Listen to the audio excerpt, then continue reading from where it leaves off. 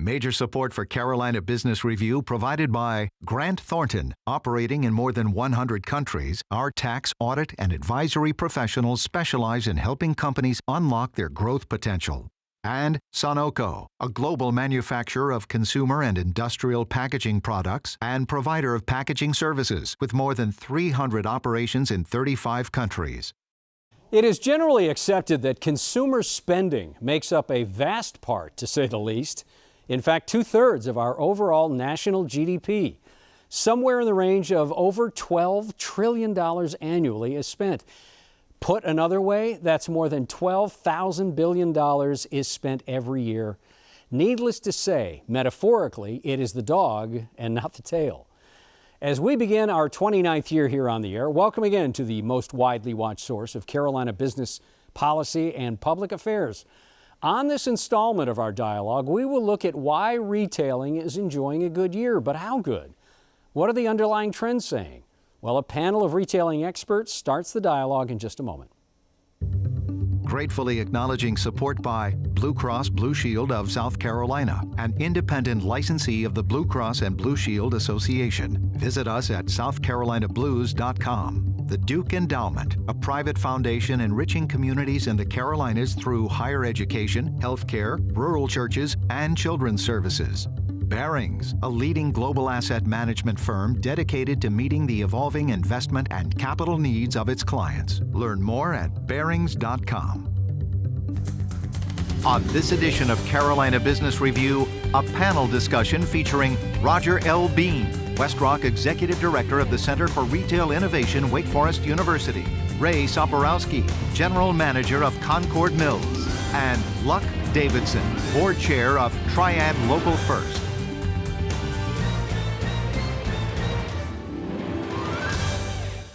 Welcome again to our program. Happy holidays. Good to have you all here. Thank you. Smiling like you're pretty happy about that. I am. I'm so happy to be here. Is that well, let's start there, Luck. Is that a good sign? Do you feel pretty good? Will holiday sales really tell the story about retailing this year?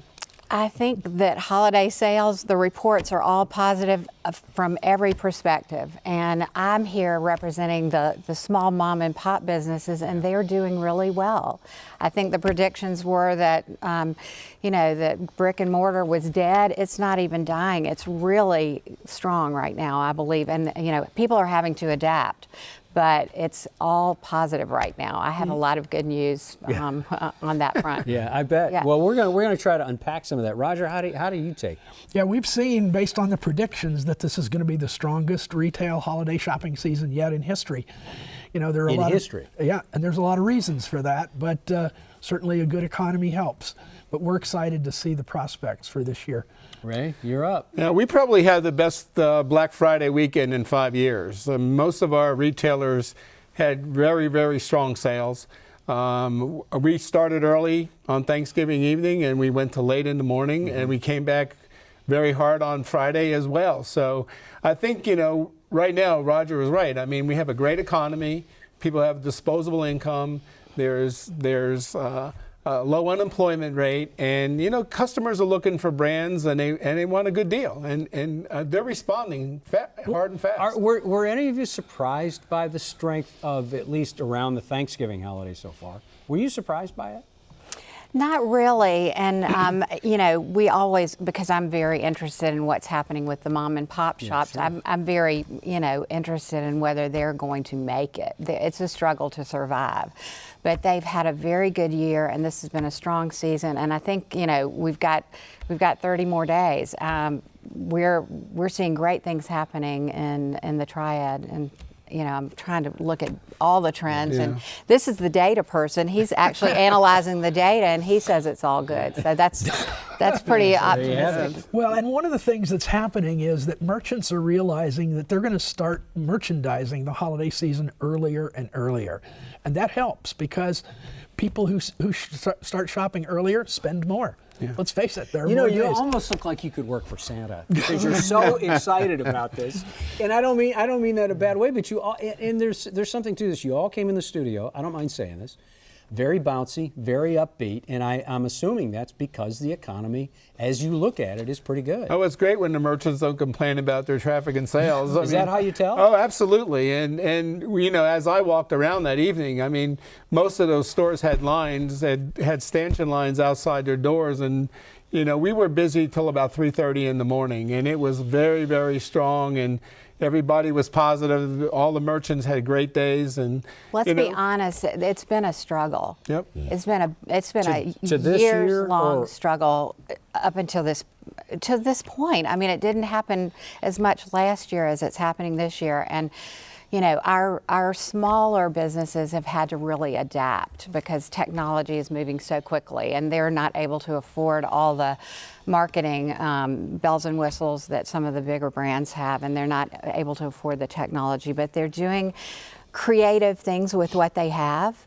And so, you know, whereas I have a small vendor who is using Instagram to sell, just like Nike is using Instagram, and that is free, you know, and that the creativity that goes into that, I mean, nobody can do it really well unless they have some talent, but you know, they have their ways of getting around the fact that they're small, that they're independent, and that the economy has not been great up until this point. So, Roger, to leverage that up, and Luck made a comment about the small retailer and that they've struggled more than once now. Let's look at, so holiday sales, retail sales over the holiday specifically today are up, what, 20, 30%? In some categories, yeah, okay. and in fact even more. And let's unpack this idea of, you also talked about, referenced, I'm sorry, Luck, I'm not putting words in your mouth, the larger bricks and mortar big box versus the smaller mom and pop. Is online sales grew? Did department stores drop? And I'm going to give you a chance on that one. How is the trend shaking out? Is it being true to how it looked like it was going to be a few years ago? Is the delta between online and department stores still getting larger? Oh yeah, and in fact a majority of the shopping will take place online this holiday season. The key is for retailers, brick and mortar as well as online, to really get in front of the consumer, to get in front of the shopper. And it's not just digital, it's mobile digital. So using your smartphone and doing your shopping with your smartphone. So any retailer that really wants to be in the front of this year's holiday season needs to be in that space. Has to push it to a phone. Yeah. What percent of sales happens on a computer screen versus a personal device? Well, the mobile device is still only about 23 or 24% compared to, in terms of overall digital, compared to over 65% on a desktop computer. But the growth rate in the desktop is slower than the growth rate in the smartphone. Do the folks at Concord Mills, do the folks at Concord Mills, do your big, I'll call them bookend stores and big box stores on the end, do they, are they feeling this? Are they seeing this? Or is this a different kind of retailing that they're doing? Well, you know, all of our retailers are online. I mean, you have the same convenience online, and you're seeing a lot of that right now with, you know, buy online, pick up at the store. In some instances, you can buy online and pick it up in 30 minutes at your store if you're in the mall. The other thing is people are still shopping in the mall. I think you have these Gen Zers, which are the people born in the 90s and the 2000s, and you know, about 72% of them prefer to come to the mall, and they'll be there once or twice a month. But again, they have that convenience of a mobile app, where Best Buy and people like that have mobile applications where they can buy online. So I think, you know, they're seeing, and they're actually working themselves into the digital marketing, which is important because, again, brick and mortar is brick and mortar, but we're also seeing, and we have one at our center in Concord Mills, we have an Amazon kiosk, and they're now in the brick and mortar where they're actually selling their products. Isn't that interesting? Yeah. And that's really the key, is you're seeing a lot of retailers getting into the omni-channel blended space, so that they're not exclusively online, they're not exclusively brick and mortar, but they're doing both, because let's face it, most shoppers will shop both ways. Yep. And the key is about capturing that share of wallet from the consumer, not just giving them one channel option or the other. Is that a saving grace, Luck, for the small businesses?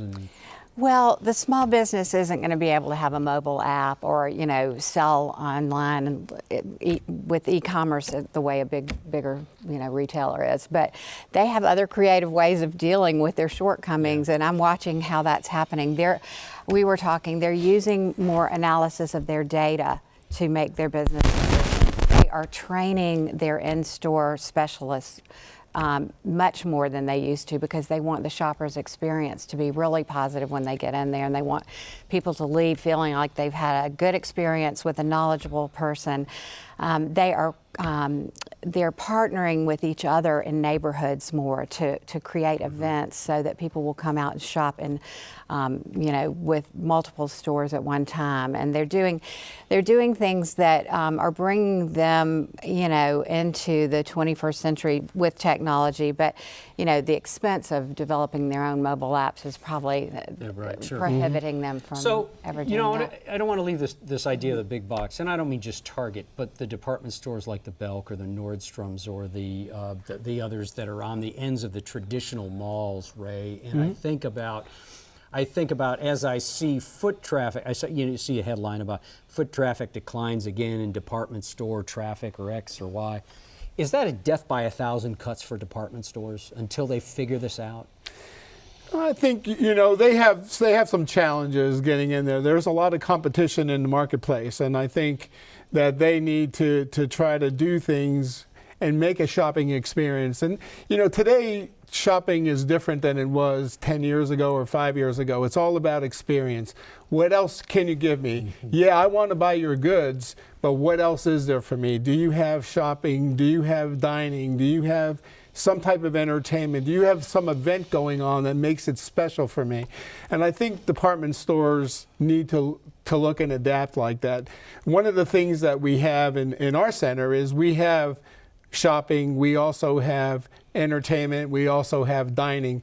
We listen to our customers, and that's what they want. It's an experience, whether it's an individual experience or a family experience. It has to be an experience. Well, and obviously the proof in the pudding, the Concord Mills. Why I keep saying that. Concord Mills is the #1 tourist destination in North Carolina, which is mind-boggling to me. But Roger, so you got Kohl's, you have Dillard's, you have Belk, et cetera, et cetera. Are they struggling to maintain what they have, foot traffic, or are they incrementally building their traffic? Well, they're looking at the business on a broader scale, recognizing that it's not all built anymore just on foot traffic into brick and mortar. You're seeing some downsizing on the size of the footprint of some of these department stores, recognizing that they don't need to carry as much of the inventory as they used to, because a lot of shoppers are buying it online. So turning some of that space that was dedicated to consumer facing into more distribution space, where they can use to deliver that product to the customers who engage in click and collect, go online, order it, come by the store, pick it up, or have it home delivered. You don't need a customer or a consumer facing in order to do that. So it's still relevant because customers have loyalty to banners. They have loyalty built on equity behind those brands. It's just that the retailer needs to be expanding their thinking with respect to how they interface with the consumer. So creativity is the mother of invention, and Absolutely. certainly that would be the case for small business. Yes, resilience too. Is there? Thank you. So is there more than the sense, Luck, of a whistling past the graveyard type of experience that small retailers, geez, I hope I make it through this year. I hope there is traffic in downtown Charleston or Winston or Greensboro.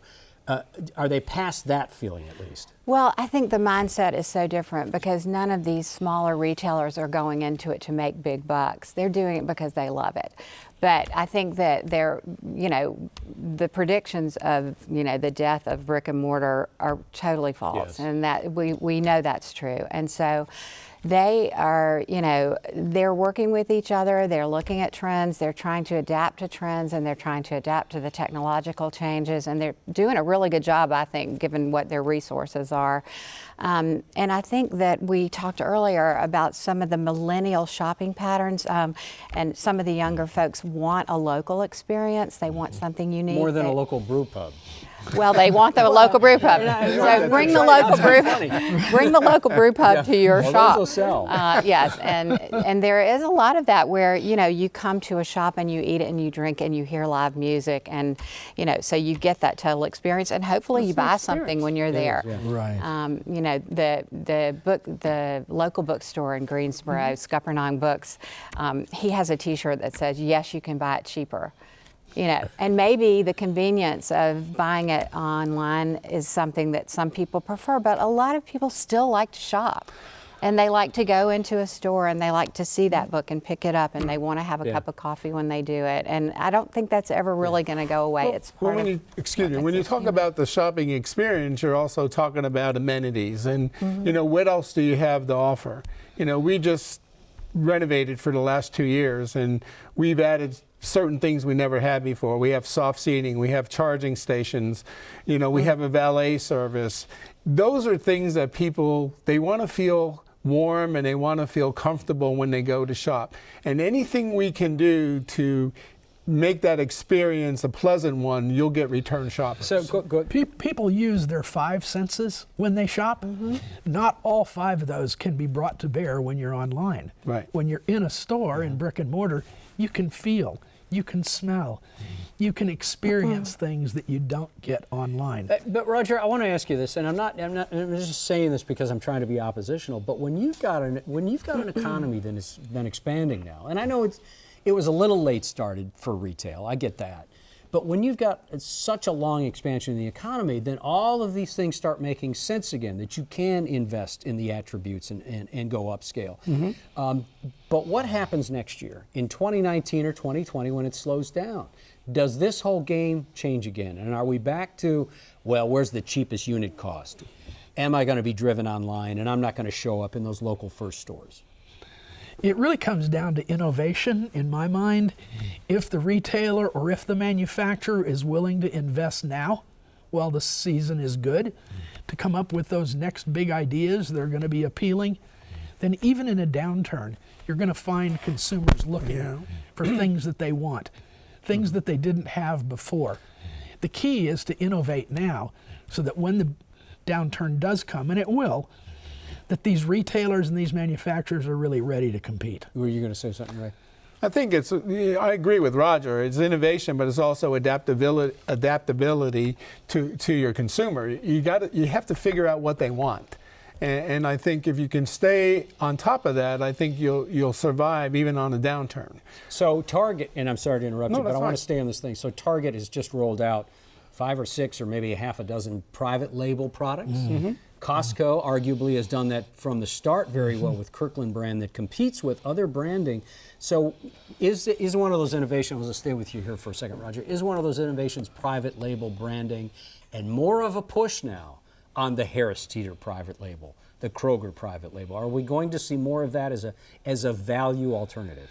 Absolutely, and they're no longer called private label. They're called private brands because consumers own brands. Manufacturers and retailers own labels. The consumers own these brands in their hearts and their minds. And so taking a chain like Trader Joe's that has leveraged its own private brands over the years to develop equity behind those to the point where customers really want those rather than a national brand, retailers are seeing the value of that. The margins are higher. National brands are having trouble building equity given the fragmentation of the media markets today.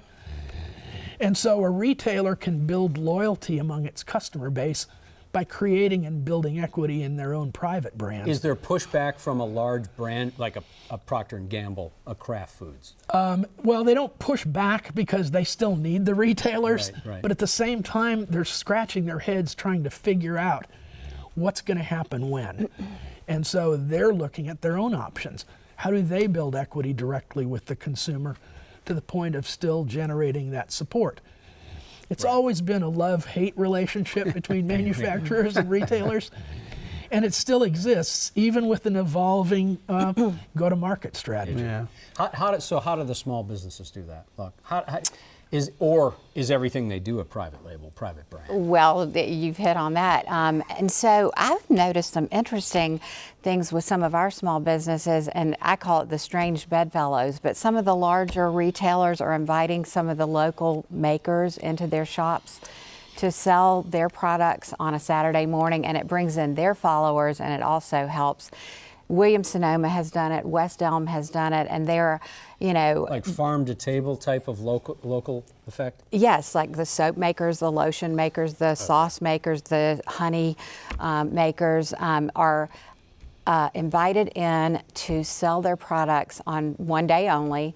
And, that brings in their followers to those bigger shops that, those folks might not necessarily shop at otherwise. And so there's some interesting partnerships that are coming out of this to kind of address all the people who have decided they want to try to support local business more.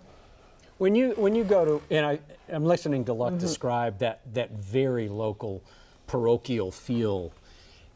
When I go to Concord Mills, and I've been to Concord Mills, when I go to any of the Simon malls, the premium malls, I don't think of it as local. I certainly think of it as premium. I think of it as a different experience. Is there a way, do you think about how you can make sure that you keep the cachet and the elegance of what Simon, Concord Mills, et cetera, is built, but still do what a lot of the local brew pubs have done against Budweiser and Miller Lite Coors? We have a specialty leasing program where we actually incubate a lot of small tenants that are privately in small space. In small space. In fact, there's one particular merchant that we converted to a full-term deal called Dazzle Up. She was a short-term tenant with us and had a little kiosk operation. And last year, myself and her did a lease agreement. We have a 5-year lease with her now, and she's doing extremely well. But it's a local business that started up in the Greensboro area. But we have, people go to the mall and they see the carts and they see the kiosk. A lot of those people are local tenants that we try to incubate and put into a permanent situation and work with them on their visual display and their merchandising, and then try to incubate them and then bring them into a permanent deal. So we do that. So Ray, is that kiosk area, is that an on-deck kind of relationship for a lot of people? We see those in malls. Yes. So is that a launching pad or maybe not? It can be, yes. And I have a short-term leasing manager that her responsibility is carts and kiosk in the common area. And we have converted a number one. In fact, I have two. One is Dazzle Up and the other one is Man Cave. I converted both of those to a permanent deal. They're both local people. And again, they're both doing very well. But it gives them the opportunity to capitalize on the traffic that we have in the center. And if you have the right product and you can satisfy that consumer, you're going to do business. And we're very fortunate. But we try to do that, and all of our Simon centers do that. We have about 3 minutes left. Roger, where do you look down the road 3 to 5 years? What are you concerned about? What would you say? Keep your eye, and maybe it's not concern, maybe it's a celebration. Keep your eye on X. What's X? Well, X is the evolving preferences of the millennial generation in how they shop. But can you tell what that is? Well, we have some inclinations because of trends. We go back to the data analytics. What are the data showing us? They're showing us that people are using their mobile devices for more and more things. Voice assist is something that's on the horizon right now. Siri, Alexa. Alexa, order me some more diapers. Yeah. The whole idea of using technology for retail is really still on the verge of breaking through, but it's going to happen in the next couple of years. Right now, this holiday season, only 4% of people are using these sort of high-tech methods for shopping, but you're going to see that continue to grow. Is drone delivery, is that a novelty that, will do, but won't be widespread? It's all novelty until the consumers actually say yes. Until it happens. It's all novelty. So, Ray, what do you think? What do you look down and go, this is the one thing I'm keeping my eye on? We have to keep our eye on the shopping experience and what we can offer our customers to come back to the mall.